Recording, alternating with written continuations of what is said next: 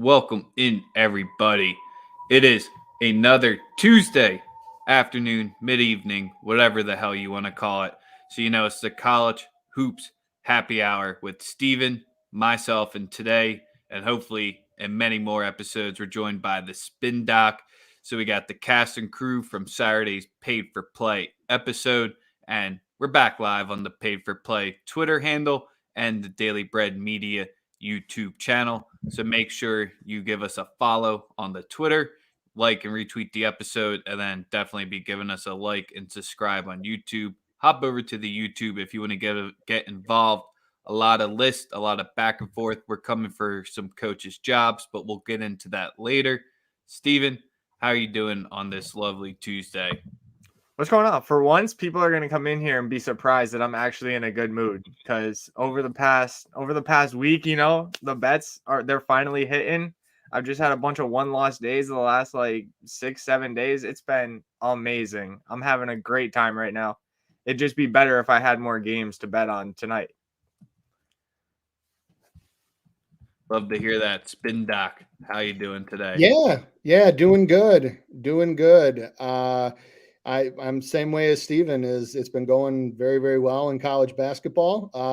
Been cashing winning tickets. It's just there were two games in particular. One of them was the MAAC game that got canceled tonight. And the other one was the Colonial. If you guys can believe that with me, I was going to just hammer the shit out of, and I saw that both got canceled. So, as Steven would say, pain, because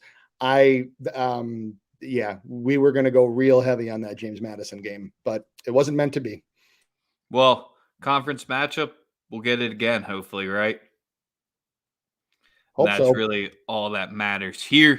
As usual, Daily Bread Media, sponsored and powered by PickCity.com and Paid for Play. It is your home for college sports, all the action, football. We got a stream tomorrow with Goose and Sam, 6 o'clock, College Bowl previews and the games on Saturday. And then today we got a full slate of we're going to each drop a play, some tonight, some tomorrow. So it'll be one play only from us. And then we're going to jump into coaching hot seats / which teams can bounce back in the conference season. If they don't bounce back, will their coach be canned? And then, new year, we finally got past that break. We got most games coming back. Some are getting canceled, but who's in, who's out right now? And conference season about to start. We'll get a MAAC and Colonial preview. Jam-packed episode with a head-to-head draft at the end. Crack that beer. Get ready for us. If you're tuning in post-live, that's what you can do. So skip down to the banners if you're just looking for anything. But, Steven, before we get started, from what's happened to the beginning of this season, is there just one thing you just want to hit on extremely quick as we get more people out here? I'm just trying to tweet out the episode and share it to everyone. Yeah, I don't know. It must have just been the fans or something, but just the whole season seemed completely on its head. Just anything I expected to happen did not happen for the first month and a half of the year. Luckily, now that it feels like everybody's kind of getting settled back in, even though everybody's kind of going on pause again, as teams were getting settled back in, then the bets I expected to hit started to hit. So it feels like everything's kind of coming back and finding that middle, just starting to really get more normal results now. But that beginning of the season for me was just anybody you expected to win, they were going to end up losing. It was kind of wild out here for a couple weeks. Yeah, I'm the same way. It was there were a lot of home chalk that metrics said should actually hit pretty easily and ended up either being a sweat or losing. And so thank God for live betting, because then you can hedge it and take a smaller or better number live. So it's that has started to normalize. I think you're right, Steven, over the last few weeks. And I think that you'll see it even normalize even more when you get into conference play because of the familiarity that teams have with each other. But some of those non-conference matchups were wild. like Texas Southern kicking the shit out of Florida. Hofstra beating Arkansas by double digits. There were just it's probably been a while since I've seen so many double digit dogs pre NCAA tournament win outright. You do see that in the NCAA tournament because of the unfamiliarity that these teams have and because of the time to prep and whatnot. But I have seen a great number of double-digit dogs just win straight up. And then, of course, even though I would cash a ticket on the dog, then of course I'm like, fuck, why didn't I bet the money line? Like, could have cashed that plus 640 or whatever it was.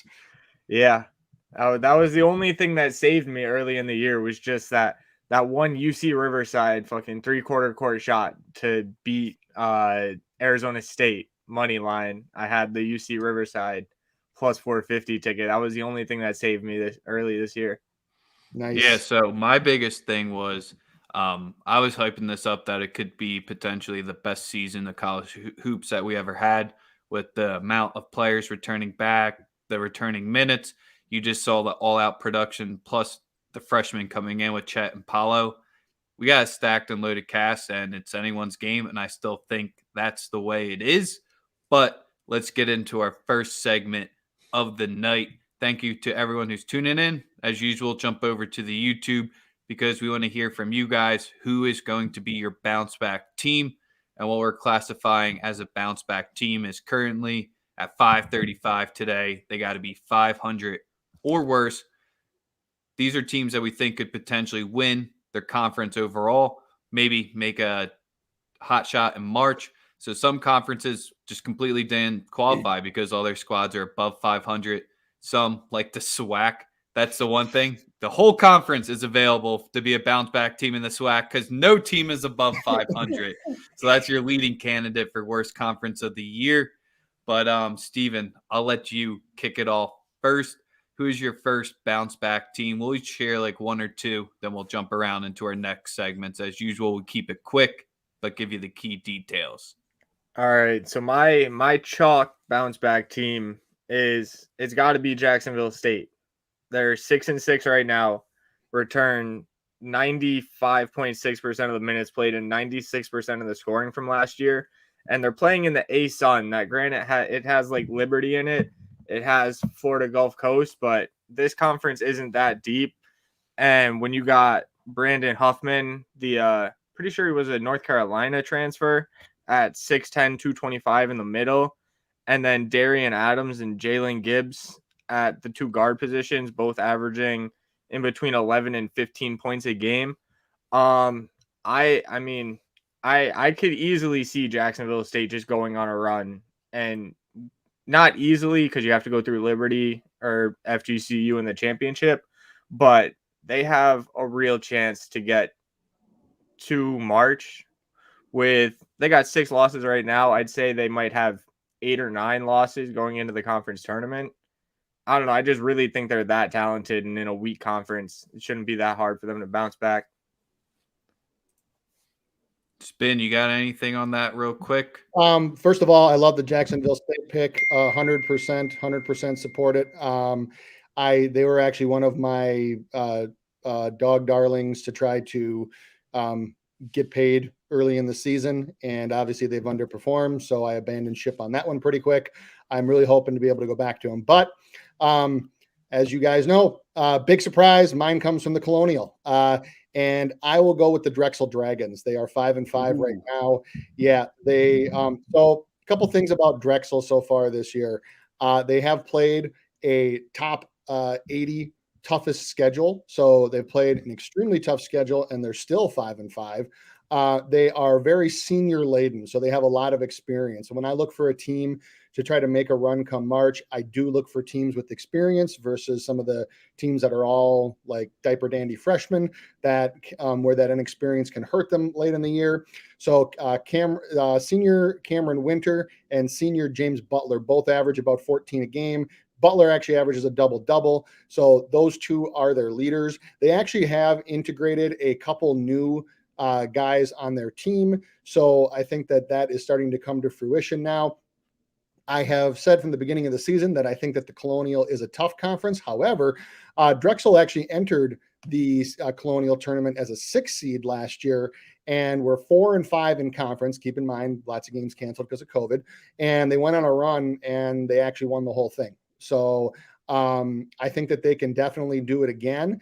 And I think that the combination of their coaching and leadership can for sure carry them. The other thing that they do well is they defend the three. So they allow the 25th least 3-point attempts by opponents, and they are top half in defensive efficiency, and they hold opponents in transition. So they allow the 70th least scoring chances in transition.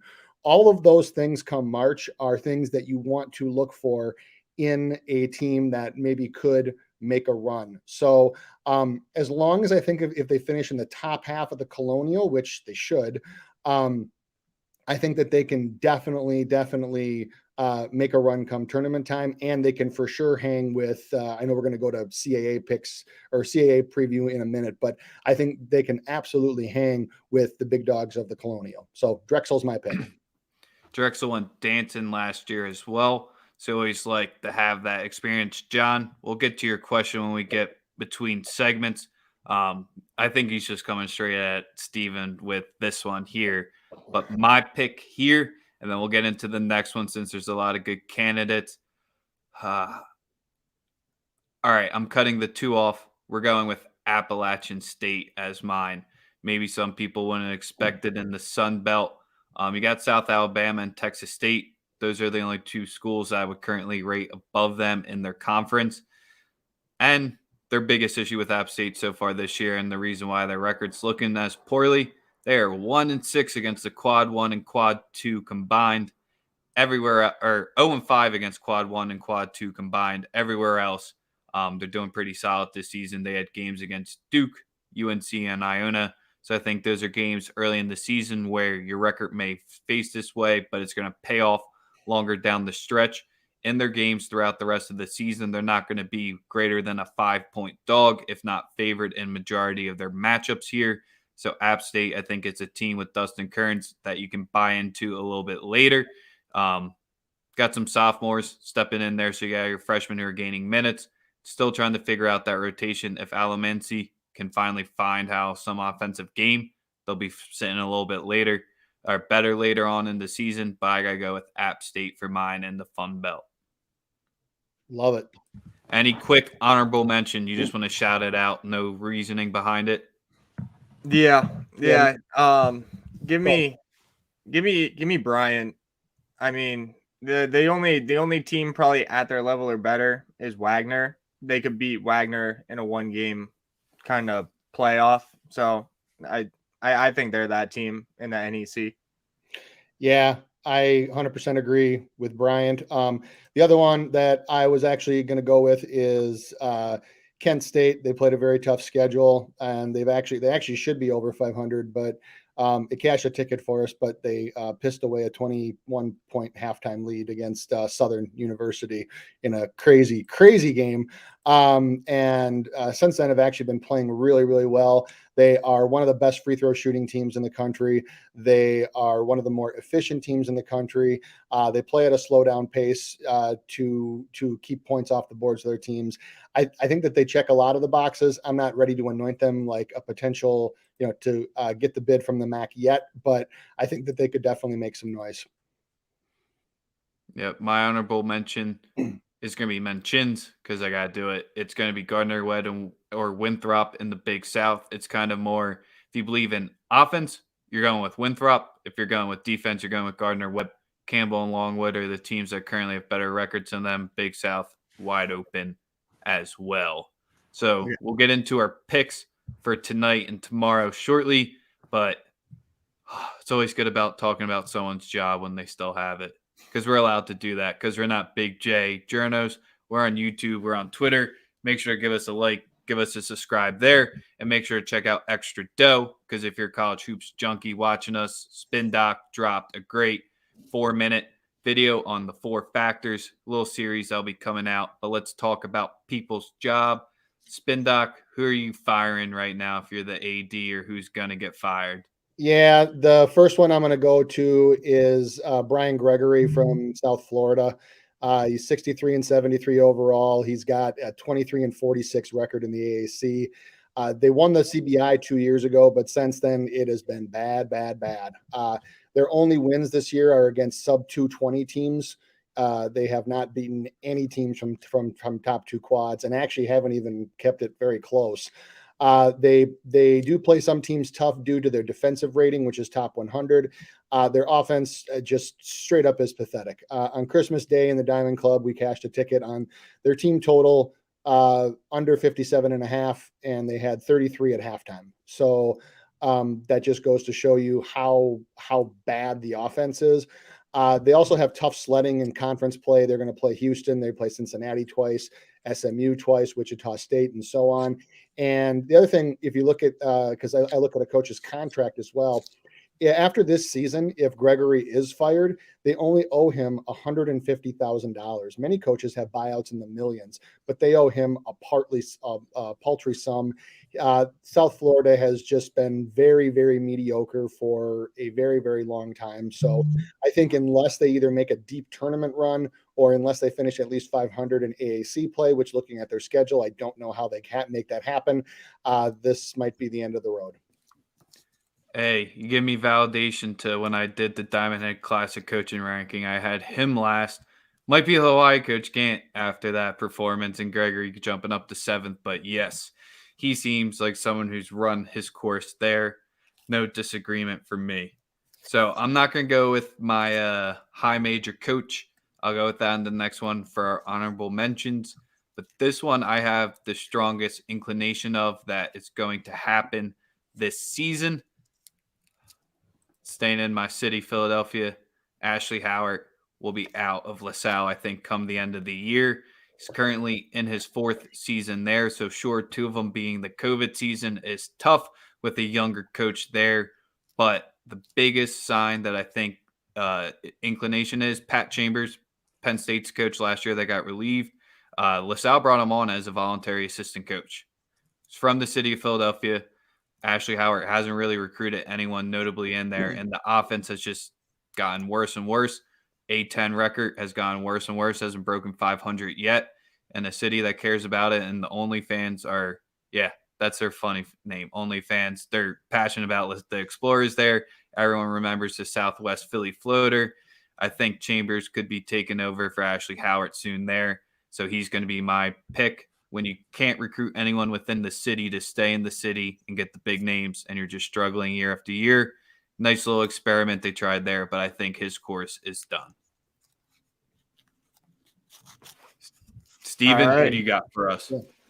My first one is it's actually going to be Bobby Hurley. I don't see it with the players in him at Arizona State anymore. Like, he had a couple of good seasons. Like, there have been NBA guys on his rosters, and they've always seemingly underperformed a little bit. Even if the records say they're all right, they're not up to what they were expecting coming into the year. Like, last year, with that class he had last year, plus the guys coming back, they should have been way better than, like, 2 games above 500. And same thing this year. This year, you got good transfers. You got a guy from Ohio State, even though he went down to the JUCO level first. You have high-level recruits coming in. And guess what? Right now, they're around 500. They haven't beaten anybody convincingly. They only scored 29 points against Washington State this year. They couldn't even beat North Florida by more than 10. Like in the Pac-12, that's supposed to be a really good basketball conference. You can't have a coach that underperforms with good talent year over year. And the biggest thing that I agree with that one, Steven, is Tommy Lloyd's putting the pressure on in there. Both of the Arizona schools will give you the money and will give you the resources necessary to succeed. Year in, year out, there'll be some violations, but they'll get through it.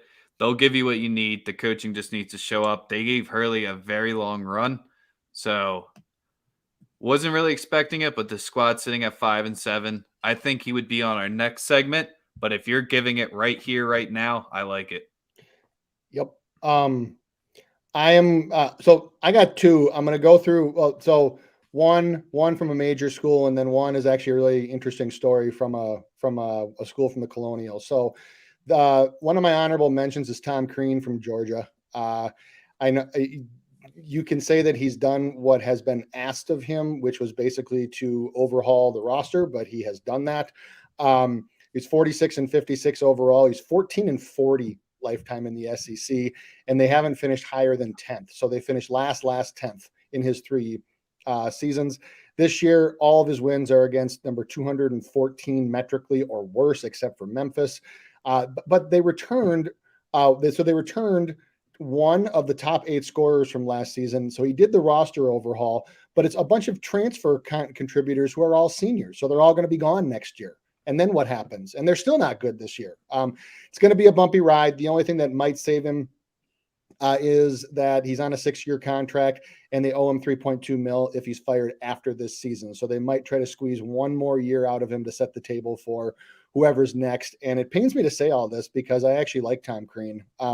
When he was actually recruiting one of my brother's AAU teammates, and so actually, he's a really nice and funny guy, but he just has not produced. And in the SEC, those kind of results just typically don't get you anywhere. They certainly don't get you to keep your job with the salary that he's at. And then the other one, it's a Colonial school, and so you can say. So the answer to this can be yes, he'll get fired because they suck, but there's more to the story. So Dane Fisher is the coach of William and Mary. He's a Minnesota boy, which pains me to say this, but he inherited a team that was 21 and 11 in his first year. They were 7 and 10 last year, and they're 1 and 9 this year with their only win against a D3 team. Now, there's a backstory behind this one. So he was hired by a former AD who, in one of her first acts on the job, fired their 16-year coach, Tony Shavar, who actually led them to multiple 20-win seasons and several NIT appearances. This particular AD resigned after cutting 7 athletics programs and actually straight up blatantly plagiarizing an email about why she cut them, which was the same thing that Stanford put out.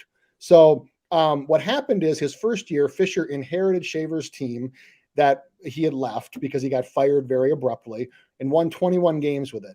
Ever since he's brought his own guys in, I just told you the results. So there's they actually the AD who did this resigned this year before she could get fired, and they brought in a new guy that comes from completely outside the program. Actually comes from way away from the program, out in Berkeley, and so has no ties to the current coaches. So there's a lot of thought that they're just going to let all the current coaches finish this season out, and then we'll reassess. So I cannot possibly believe that William and Mary's likely record at the end of the year, which is probably only going to be 1 to 4 wins, is going to be acceptable or fly. So I would not be surprised if there is turnover with William and Mary. And you can say, well, yeah, it's William and Mary. But keep in mind that the previous coach, before he was fired, led them to 3 20-win seasons, several Colonial finals, and several NITs. So I don't buy that as an excuse. That is a team that was not dominant, but was competitive in a tough mid-major conference, and now has just completely gone to hell. All right. Those are Those mine. are spin docs too. Mine. I'll take the easy one here, Steven. It's got to be Capel. I don't know how he's still walking at Pitt here. Team's probably not going to win 10 games this year. He has yet to do that. He's yet to do that. Maybe with the ACC being as weak as it is, he could potentially skim out 10 again. Hasn't been 500 in any of his seasons. Hasn't broken 6 wins in any of the conference play. Currently sitting at 15 and 39 for ACC record.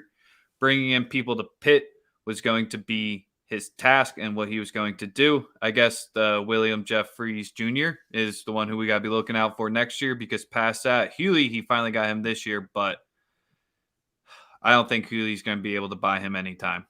I think the writing on the wall has been there for Pitt long enough. It's another school where your resources aren't as plentiful, but that offense has just continually gone worse over worse, where last year was actually pretty dynamic, and now this season it's been enigmatic. So that's kind of where Capel, 4th year here. I think year 3 and year 4, your staple years. Pitt could give them one more, but I would have them out at this point. Steven, who are you wrapping it up with before we get on to our next segment? We can pretty much go right on to the next segment because my only other one was also Tom Crean. Like, it's not there for him. When you're in the SEC, if you can't have a season better than 14-12 in your tenure, you can't stay in the SEC. Like, they're going to get you out of there. So I think his time's pretty much up. Yep. Spin, is there any scenario where you see a coach that currently is safe that you see not at the end of the year? No, it's probably too early to tell. I think that there's some that could be in that boat, but I will give them the benefit of the doubt for how they perform in conference. And actually, some of them might even be from the schools that are the 500 that we talked about. So, because I know a lot of those came in with some pretty high expectations, but I would still expect the coaches to be safe. There's only a few. I mean, other than like something like, like way out there, like if Baylor fired their coach, or if Duke fired Krzyzewski, or something ridiculous. But there would be very few coaches right now on programs that are hovering right around 500 that I would be surprised if they fired their head coach now, or even before the season's over. All right. Well, it seems like Kuzno Martin is just safer forever at Missouri. I don't know what he has there, but it seems like he's been long overdue. Mine is what I see happening come the end of the season. I know the school is kind of calling for it last season a little bit, but I think come the end of this year, Steven, it's going to be UMass. I think Matt McCall might get the axe come the end of the year in my 10. Currently sitting at 7-5. There is a scenario where they're looking at winning 5 games, 6 games. I think there's no way they go 500 in A10 play. I project them to finish somewhere around 6-11, 7-10, somewhere around that mark, which would be another unsuccessful season for him there at UMass. Sure, the offense has gotten alive, but it just completely came at the price of their defense. So that's kind of been where the last 2 years it's kind of been a little bit even more keeled. He lost players this season, but basically everybody had someone transfer out almost at this point. McCall, they're expecting a lot more at UMass, has yet to make it in his 5th season. I don't think they have a chance to make the tournament this year. I think the board and all that come end of the year below 500. It could be his final season there. Yeah, I could definitely see that in the A10. And now I got 2 coaches, 2 probably kind of out there coaches, but I'm starting to think he might have a couple more years left just because he's a graduate of this school. But I think it's time to start taking a little bit closer look at Jamie Dixon at TCU. He had 3 good years to start, over 20 wins each year. But 2 years ago, 16-16. Last year, 12-14. Right now he's 10-1. But in the Big 12, that could change real fast. And if he's kind of just hovering right there around like where probably Oklahoma State and Kansas State are going to end up this year, if you have another year or 2 like that, I don't think TCU wants to fall back down to where they used to be, where they were not known for their basketball at all. I think they might try to cut ties a little sooner rather than later to try to get somebody else in to reinvigorate the program. And now, while I'm saying that, they're 10-1 right now, might look like a bad take. But I'm of the opinion they finish probably somewhere closer to 16-14 this year. Like, I don't know who they're really better than in the Big 12. Because, like, right now, it doesn't look like Oklahoma. It doesn't look like Texas. It's not Kansas. It's not Texas Tech. It's not Baylor. Like, even though their record's good, they're still closer to the bottom of the Big 12 than they are the top. So I think he might be coming to the end of his line pretty soon. And then the other one's LaVale Jordan at Butler, because the Big East is changing. They're getting some bigger name coaches in there. Like Seton Hall's been really good. Same thing with Xavier and Providence and UConn and Villanova, and now Marquette has Shaka. It's getting to a point where just like the kind of system he runs, like they don't really play the same way as a lot of other Big East schools do. I think if Butler doesn't want to fall behind in the conference, they need to start looking at getting a new guy in there pretty soon.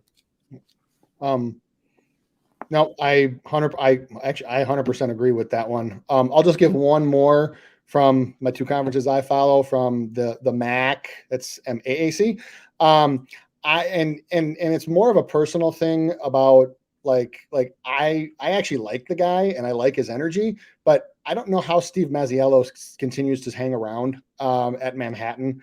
He he made the CIT once and the NCAA's twice in his first 4 years. Since then has been a losing record every single season and has finished no higher than 5th in what were actually some pretty weak MAAC conferences.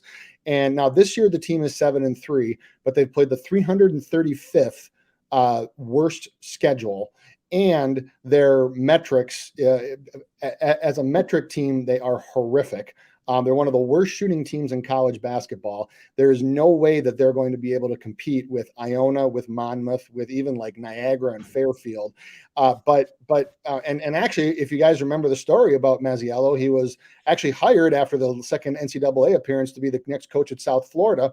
However, they pulled the offer because he said he graduated from Kentucky and lied about it. So he finally got his degree, and then Manhattan just took him back, and he's just kind of been hanging out there ever since. So do I think he'll get fired? I guess I can't really say that because I don't know where in D1 college basketball you can have 6 consecutive losing seasons, never finish higher than 5th in your conference in a mid-major, and still continue to keep your job and getting extended. So he must have some high friends at Manhattan. Like I said, I personally like the guy, but the results just are not there.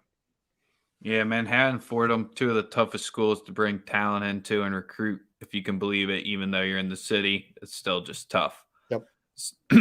So let's get into one play and one play only.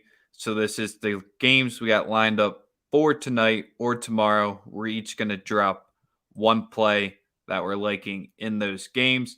And then we'll pull up what the current line is, reason behind it before we get into the second half of the show, because I know you're all dying for some action in the hoops today or tomorrow because you got the midday action there.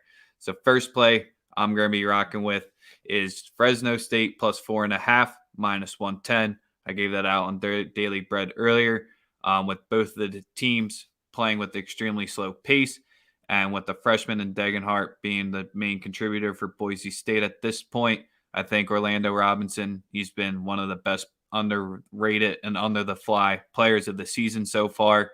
He's dropped 20 in his past 2 games on average. So I think this is one of his games where he comes out in a low scoring affair. I expect him to get me 20 and 10, and Fresno State potentially gets the win, but we'll take the plus 4.5. Steven, what are you liking for today or tomorrow? You're on mute, my man. For tomorrow, I like something in the earlier slate, or kind of earlier slate of the day. I'm probably leaning towards Providence as one of my favorite early plays. Like their defense has been really good. They're playing their first Big East game back at home in Providence.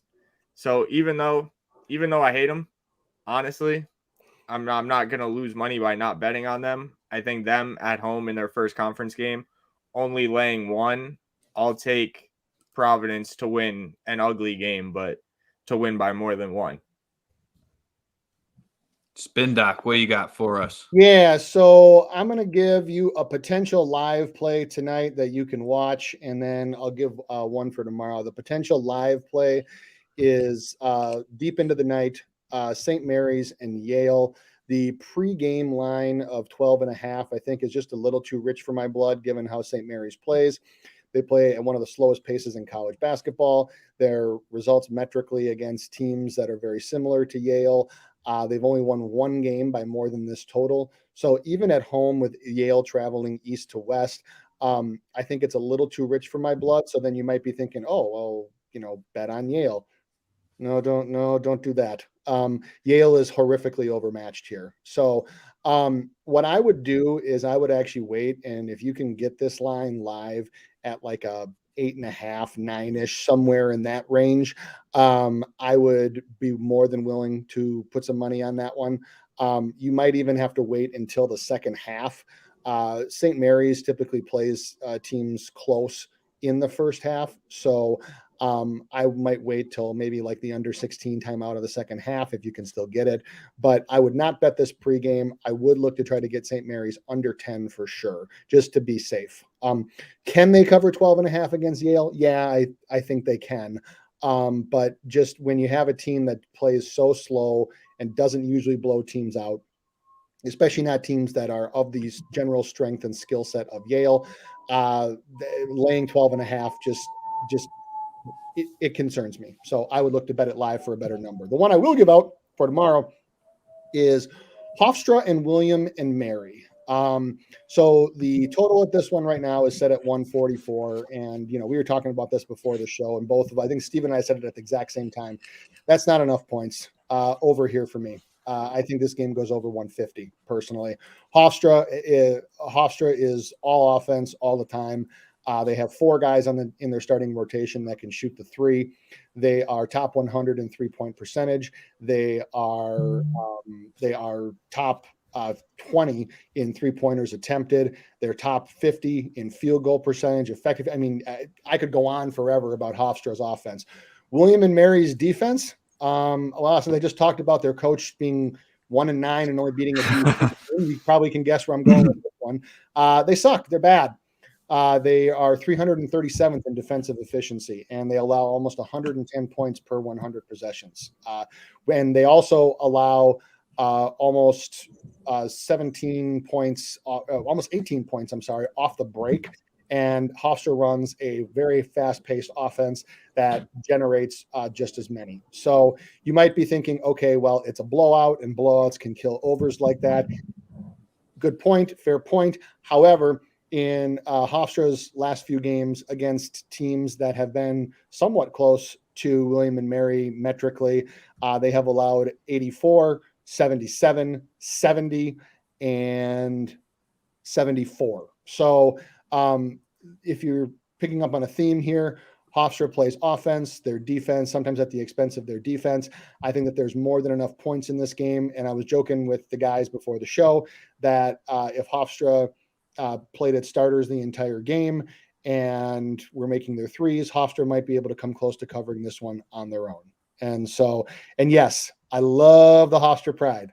I love them because they're a covering machine with the overs. So Hofstra, William and Mary over. You can also look at the Hofstra team total over as well. That's probably not out at a lot of books, but I'm guessing it'll be set somewhere in the high 70s. Take it anyway. William and Mary's defense is atrocious. All right. Now, as we get into the second half of the show, first half, if you bounce back, you'll see it. If you're just tuning in with us live, I see Akbar is one of our guys. Appreciate you tuning in with us. Make sure to give the episode a like and a subscribe on YouTube, and give it a like and a retweet if you're watching us on Twitter. We appreciate it. Jump over to YouTube, because now it gets fun, where we're going to be critical and saying what teams deserve to be in, don't deserve to be in. We're not going to each give 4, because we'll be here till 10 o'clock tonight. So let's you can rattle off your 4 teams quickly and give the reasoning behind one of them, because we still got a little bit planned out, or you just give out one of the teams that's in your last 4 in right now. All right. So I'll just give my 4, and then I will try to make the case for one of them. My last 4 in right now, and this is in no particular order: Michigan, Florida, Memphis, and I really struggled with this last one, and I went back and forth, but I did put Virginia Tech in there. So I will make the case for Michigan right now. So they're number 16 KenPom. They're number 32 metrically. They have 2 wins already against top 100 teams, Buffalo by 12 and San Diego State by 14. They have 4 losses, but all 4 losses are against top 70 teams in KenPom rankings. So I think that right now they actually almost to the T fit the bill of a team that belongs in that first 4 in the 12 seed at large group. I think that to stay there, they'll probably need at least 1 or 2 quote unquote big wins within the Big Ten. They'll have plenty of opportunities to do it. I think that they stay here if they, for sure, they'll need to finish above 500 in conference play. And if they can knock off an Ohio State, if they can not, I mean, for sure, if they knock off like a Purdue, but if they knock off anybody in that top third of the conference, then I think that they can pretty comfortably consider themselves like an 11 or 12 seed. So that's my case for Michigan. Steven, what do you got for us? All right. So my last 4 in, I'll say this is in particular order. I got Creighton, San Diego State, Utah State, DePaul as my last 4 in. I'll just listen, you guys, or well, Rex probably does kind of know. You went out on a limb for DePaul, and I can't believe you said Creighton. Yeah, Rex knows how much of this pains me to do, but I'll actually make the case for Creighton real quick.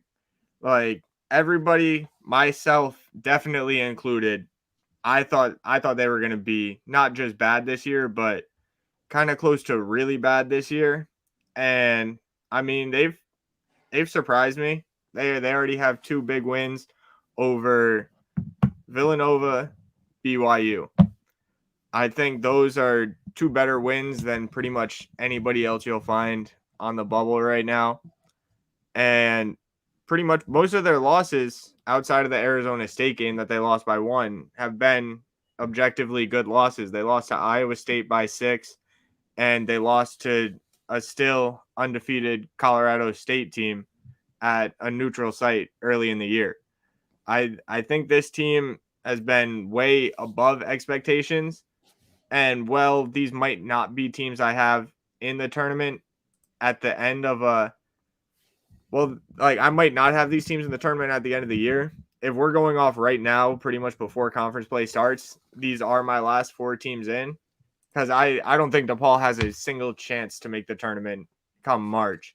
But right now, they're 9-1, and I'll give them their props right now when they actually still kind of deserve it. All right, my last 4 in. I'm rocking with Arkansas, team that just hasn't proved it yet.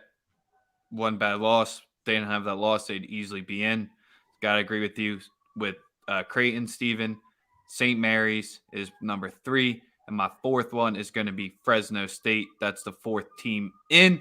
And I'm going to segue that into our next segment because first 4 out, I'm going Boise State as the first one because it'd be flipped if Boise wins tonight, but Fresno's going to win tonight. So that's where we're going it there. Number 2, it's Syracuse. It's March. It's early December. Syracuse is always on the bubble as the first 4 out. They'll sit here. Then they will be first 4 in come weekend. It's how because they'll go on a crazy ACC tournament run, get to the championship or whatever. Yep. We know the drill. So right now I have to put them there because do they deserve to be sitting there? Probably not, but will they be there? We know they will be there. Number 3, Steven, it was funny that you brought up Jamie Dixon. I got to give TCU the spot, kind of where the opposite of Arkansas. Arkansas has a little bit more credibility. TCU does not yet, so I have to put them as number 3. And number 4, Murray State. They win the OVC. They're in, but the OVC right now, I don't know if they're 2 bids. It hurts to say that about my Racers, but Murray State, I think they would actually be my first of the first 4 out. Yeah. So I got Stephen and my lists were actually really, really close because the one when I said Virginia Tech, that was the last one. And I flip-flopped them. I flip-flopped them back and forth with Utah State like probably 3 or 4 times. And I think you can make a case for either one. So my first 4 out were, and these are in order, were Utah State, San Diego State, Marquette, VCU. And so I'll make the case for Utah State here.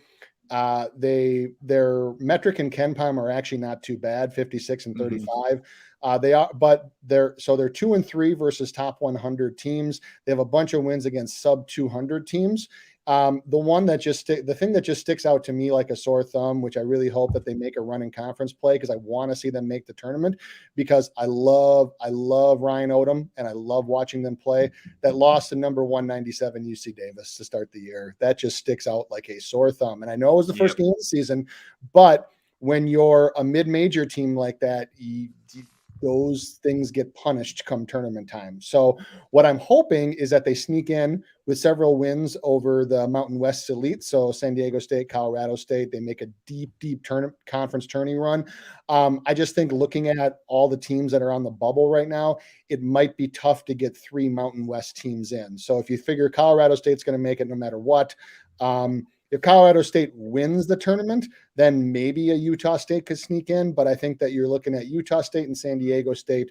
Possibly you get one in, one out. That would be my thought. I would not think that both of them would make it. That's my Mountain West bias. Because I got Utah State in. I have them like right in that like last 4, just barely in spots, because that's where Fresno was the next one up in that category. Steven, what do you got for us? Yep. So my first 4 in order are Wake Forest, Virginia Tech, Northwestern, Mississippi State.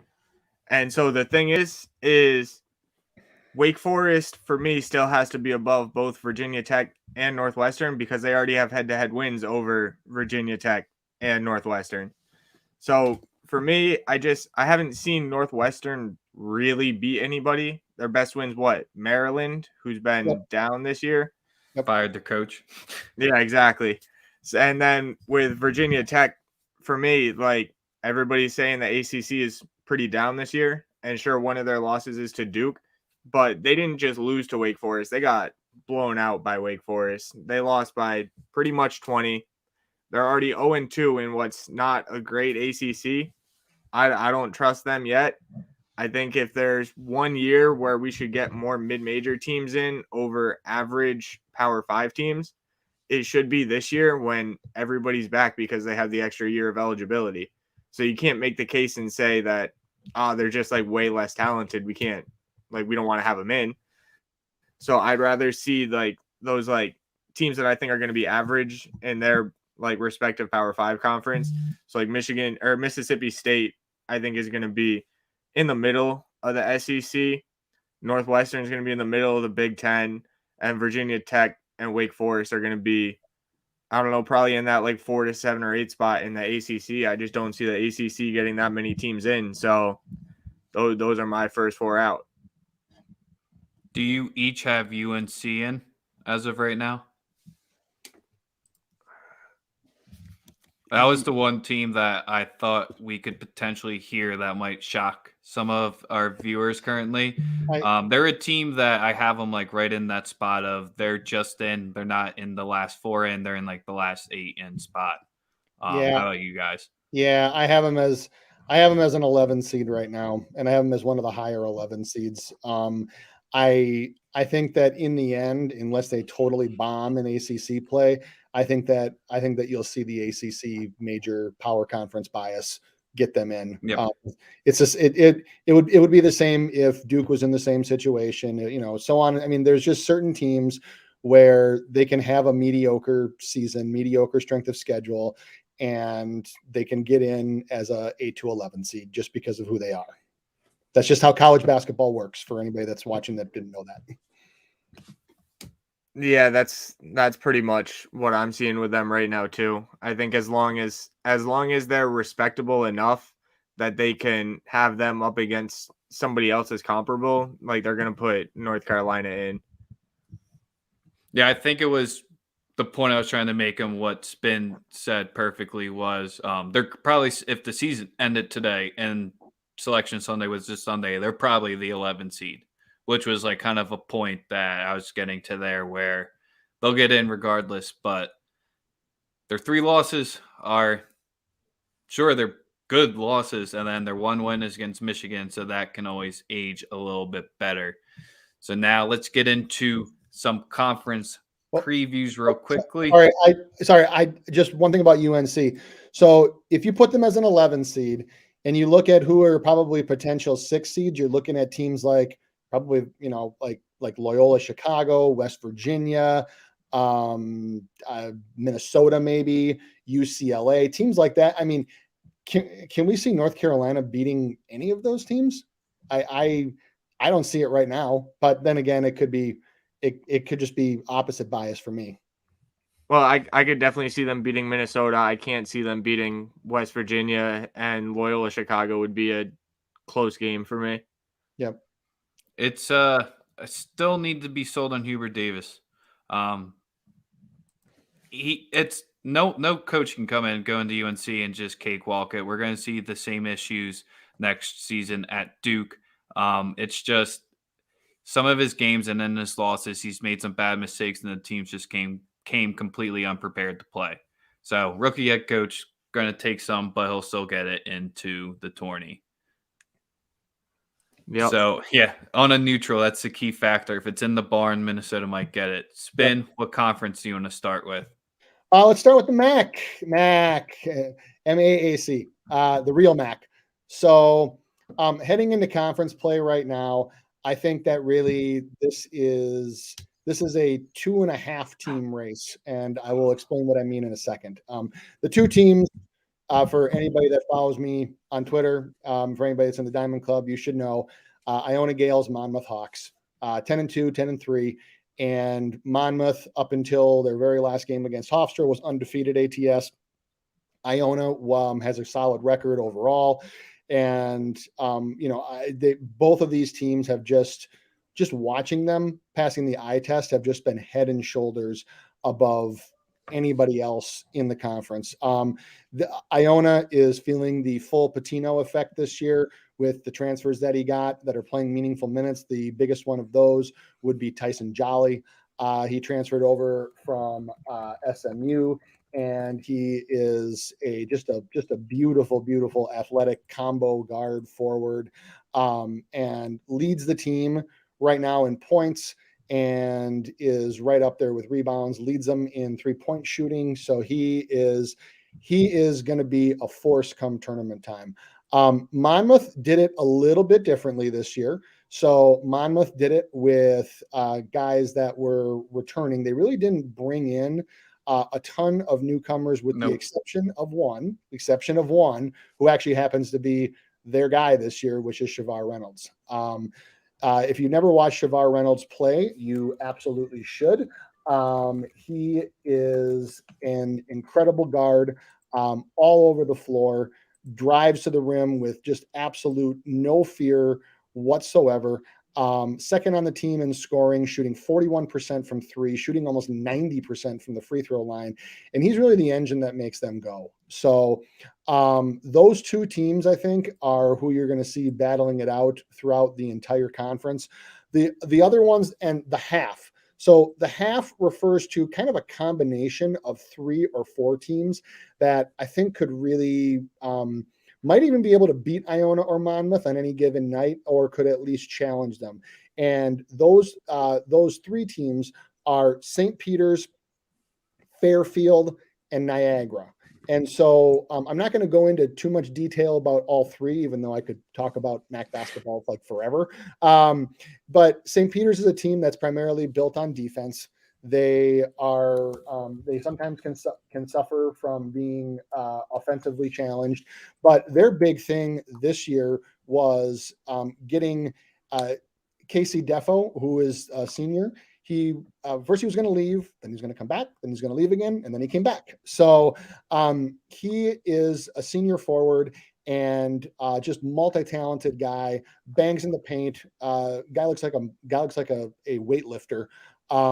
And he's probably going to be one of the early candidates for MAAC Player of the Year. I would guess it would be him, Shavar, and probably Tyson Jolly. So I think that St. Peter's can hang on any given night. Fairfield has actually been a surprise. Fairfield was actually picked by a lot of preseason publications to finish in the bottom part of the conference. But they have actually really had a nice run here. In fact, there was a couple publications that I followed that picked them to finish last, and they have actually really come on strong. I think that I can see them finishing in the 5th to 6th range, and could give a team like Iona or Monmouth trouble on any given night. One guy to watch from Fairfield would be Supreme Cook. And first of all, he's got a kick-ass name. Second of all, 6'9" sophomore, just a long, lanky guy, not afraid to bang down low. Blocks a lot of shots, grabs a lot of rebounds, does all the dirty work. He's a guy that I love to watch play. And then the only other team that I would probably put up there in the same breath would potentially be a Quinnipiac.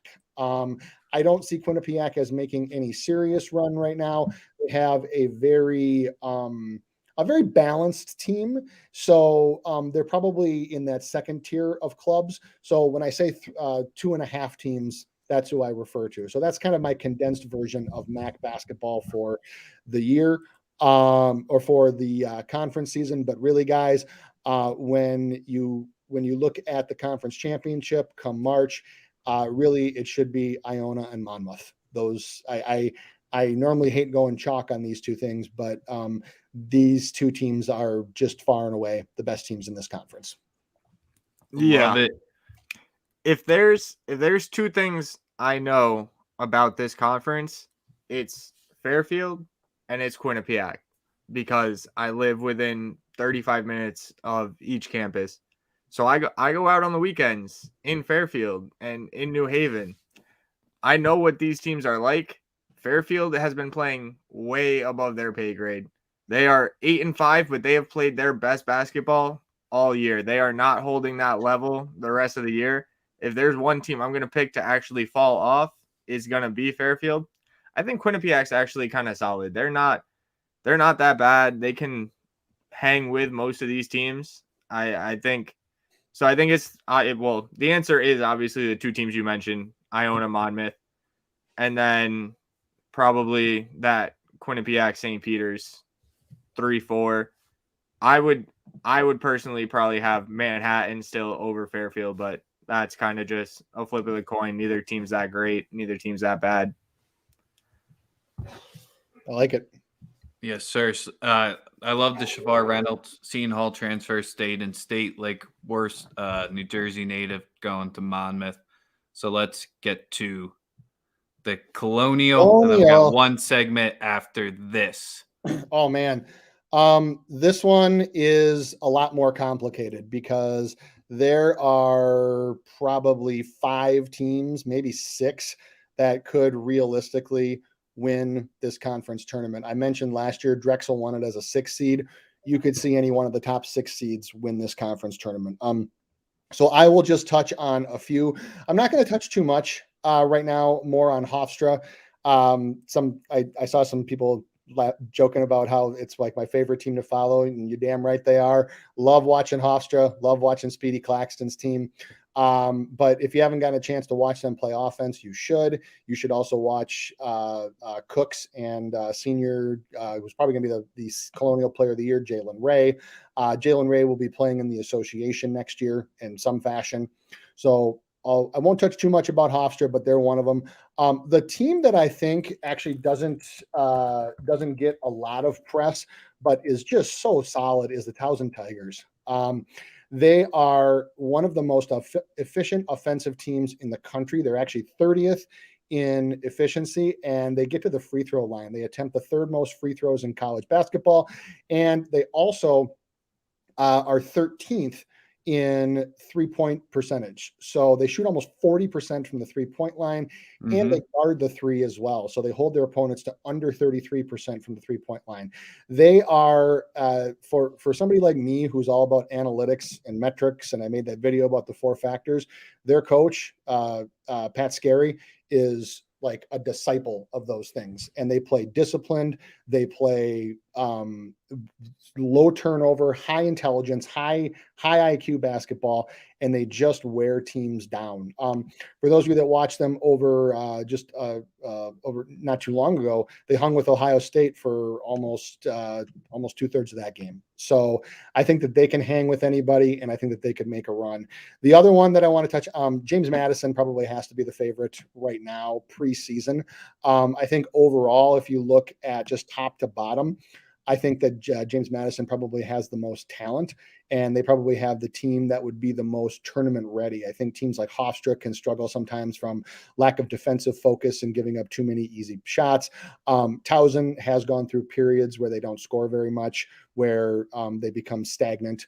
If their offense isn't flowing, James Madison can really do it all. And James Madison is also a team that I think could potentially knock off one, maybe two teams come tournament time. The only other two, so the other two that I just want to just kind of throw in the mix, just because it is so competitive. I mentioned Drexel earlier. I don't necessarily see them finishing at the top of the conference, but I can see them finishing in the top half. And then watch for a team like Northeastern. So Northeastern is an interesting squad because they actually they're one of the few teams that I've seen in college basketball that operate under what's called no help principles on defense. So basically, they are not going to let you shoot threes. That's it, period. End of story. So they would rather give up 2-point jump shots, even if they're layups in the lane, one-on-one, or sometimes even uncontested, rather than help off of a guy on the perimeter for threes. And so that's a very metric-based thing with the lack of size that they have and with some of the athleticism that they have. But they play smart basketball. They make threes, and they run every single opponent off the 3-point line. So if you get them against a team like Hofstra, where that's what they love to do is just bomb threes, or you get a team that's reliant on the three, I can see them frustrating a team like that and potentially hanging. So like I said, I could talk about the Colonial for even longer than the MAAC, but that's my compacted preview for the rest of the conference season. Like I said, I think that there's 5 or 6 teams that can make a run at this in the conference tournament. So this one should be wide open. But as far as teams that I think could actually win an NCAA tournament game, Hofstra can, Northeastern can against the right opponent. James Madison for sure can. Towson can as well. Yeah, the Colonial, we saw that was one of the best conference tourneys that we had last season, where you did have the 6th seed come through. So definitely be tuning in towards more of the conference tournament previews, because we'll have that, because you got odds for that when you have the best tournaments to get you prepped for Big March. We got one last segment here, Spin. I don't know if you want to hang around and be the ref, or I'll just good to drop off. Yeah. No, but me and Steven used to run this back, so maybe you can give the fake line, let the viewers do it. So what Steven and I are going to do quickly here is we're going to draft our first team All-Americans. Once a player selected off, I can't take him if Steven takes him. And the way it is, it's 2 guards, 2 forwards, and a center. So that's the makeup of your team. You can draft anyone at any time. Steven, since you usually lose these, I'll give you the first pick. So my first pick at guard, I'm just gonna go with a guy who's been there, done that in a team kind of led by big men. He's still the main focal point. The offense kind of runs through him. Give me Jaden Ivey at one of the guard spots from Purdue. I just think even if the stats don't show it, he's one of the best players in the country this year. All right. Well, thanks for that. You got one of my players off my board. So my first pick at small forward, I got to go Paolo Banchero. I mean, that was probably pretty easy. Steven, I'm surprised you just didn't take that to screw me over. Second pick of the draft here, I'm going to solidify my center. I got to take Big Oscar. When he can just grab me 20 boards any night and just completely nullify the middle and not give up offensive boards while still being a decent threat on offense when I don't need him to score, just be my anchor. Paolo and Oscar, that's how I'm going to start off my team. All right. Well, since I know I'm good at center now, I can just wait till my last pick there.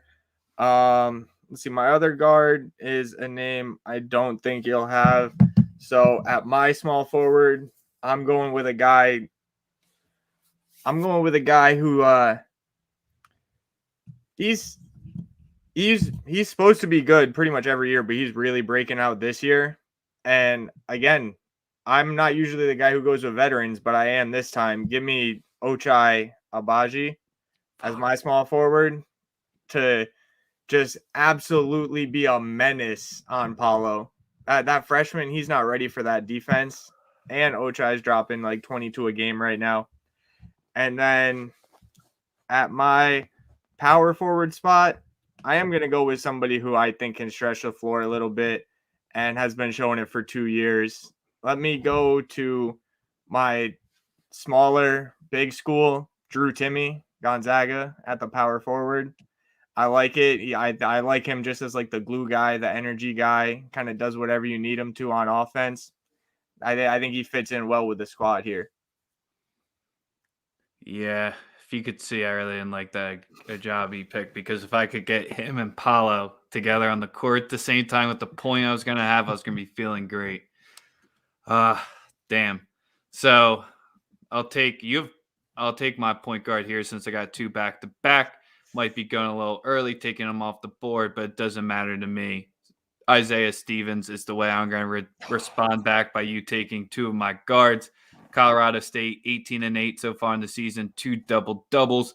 If he was in any school other than Colorado State leading the point, who is a pure point guard, since that might be the issue on your team, bringing the ball up the court, I got to take my man Isaiah Stevens. Power forward, this is probably, I don't want to say one of more of my stretches, but getting the minutes this year, I like what I've seen from him. Cabellis from Arizona. He's going to be my power forward. Got to be able to stretch the court here. 15-6. Like my matchup there. Timme is a solid force. I mean, he doesn't stretch it with the threes that much, but when I can get him on the inside, so I kind of got 2 bigs there. That's what I got. Steven, who you wrapping up your squad with?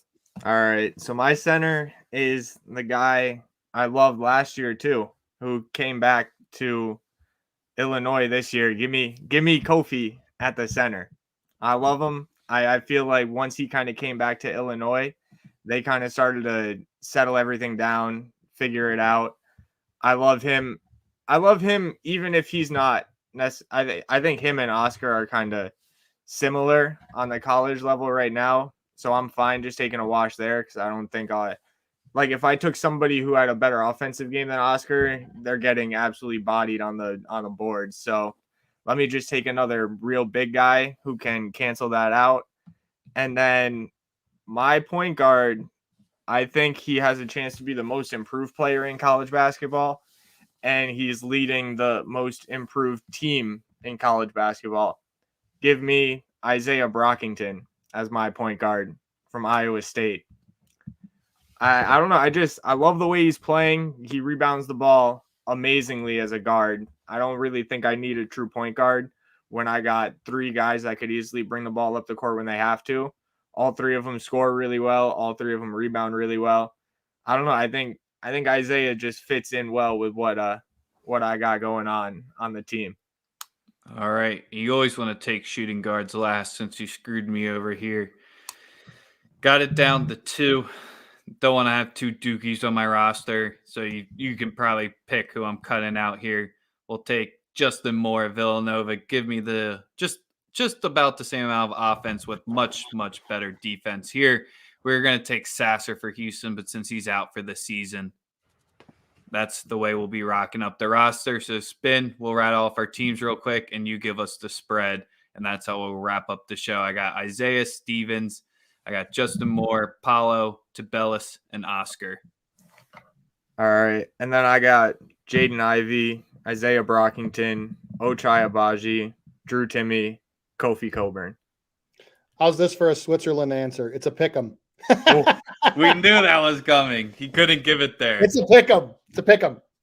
Why? Whose guards wins out and whose centers wins out? You got to give us at least a little something that gave it to the pick'em. Yeah, I'm with you. No, I like just slight advantage to guards with Rex, but I like Stevens front court more. Ooh. All right. Paid Timmy for play. fan. I'm a Timmy fanboy, so I got to go with that. And Paid then for play. And then I was also just looking at what John said. I was really giving Boogie Ellis like a good look. I don't know, just something about it. I didn't feel like he fit well, you know? I'm going for team chemistry here. I really should have taken a jobby. He really put my team together. That's what it is. Paid for play. Football crew live tomorrow with Sam, myself, Goofs, and Sosa. 3 of us. We might be back live again this weekend. Who the hell knows? I'm pretty sure it's New Year's Eve day, so we'll probably be all hungover as hell. We'll talk what's going to happen Saturday later. But until then, we're out you. Make sure to check out Extra Dough